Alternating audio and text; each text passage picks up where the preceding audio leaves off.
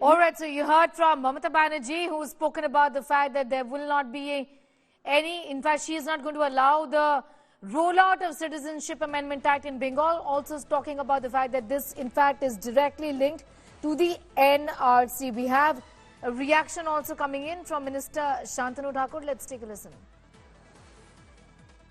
Central government ने portal में डाल दिया है इसको, ऑनलाइन में। तो कहाँ इसमें इशू कराने के लिए डीएम को चाहिए, एसडीओ चाहिए, बीडीओ चाहिए, कुछ भी नहीं चाहिए।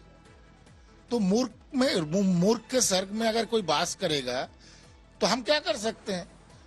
अभी घबरा गए हैं, ममता बनर्जी ने घबरा गए हैं। सुनिए कि सीए होने के बाद पूरे उद्बास्तु समाज जो इधर है, कम से कम 1.5 से 2 करोड़ के आसपास वो लोगों का वोट भारतीय जनता पार्टी में जाने वाला है। आप कौन होते हैं लागू होने देने या नहीं देने के लिए? ये तो सेंट्रल गवर्नमेंट का इशू है, राज्य सरकार का थोड़ी इशू है। मुख्यमंत्री हो तो क्या हुआ, प्रधानमंत्री हो गए, सेंट्रल अथॉरिटी हो गए आप।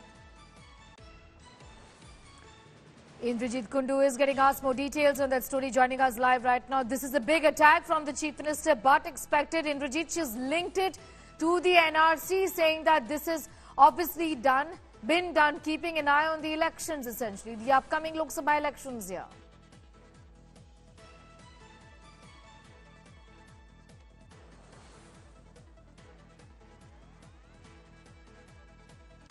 This is a Jumla, says Mamata Banerjee, to win some seats in the upcoming Lok Sabha elections. It's a big attack from Mamata Bandyopadhyay as far as the implementation or the notification on Citizenship Amendment Act is concerned, saying that this is in fact an attempt to polarize. We have more reactions coming in. Let's take a listen.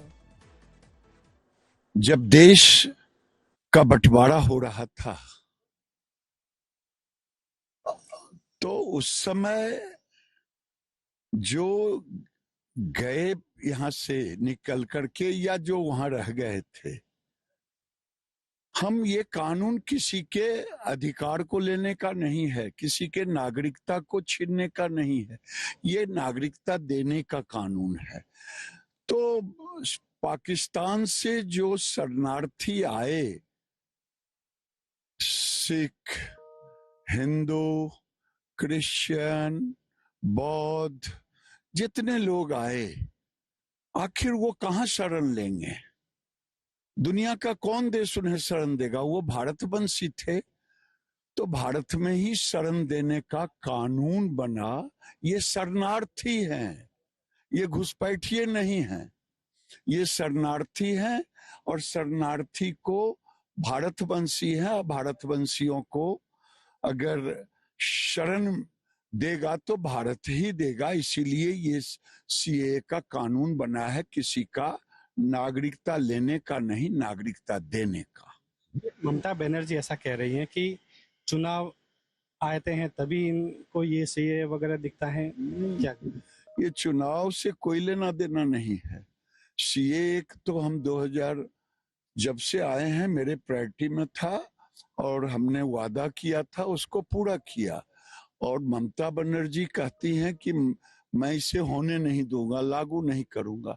तो उनके लागू करने ना लागू करने से क्या अंतर पड़ता है? तो पोर्टल पर सब भरेगा, उसकी नागरिकता मिलेगी। इनको क्या नागरिकता देना है, नहीं देना है? ये तुष्टीकरण करती हैं, इनको वोट का डर लगता है, ये तुष्टीकरण की राजनीति करती हैं।